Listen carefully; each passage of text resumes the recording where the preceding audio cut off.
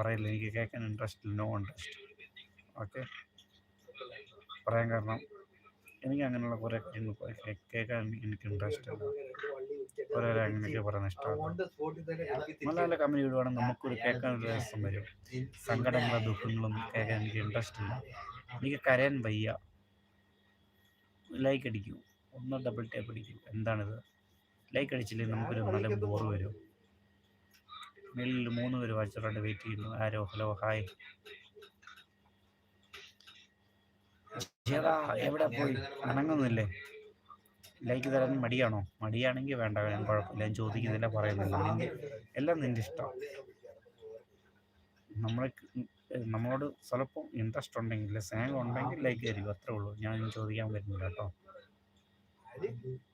ചോദിക്കാനേ വരുന്നില്ല.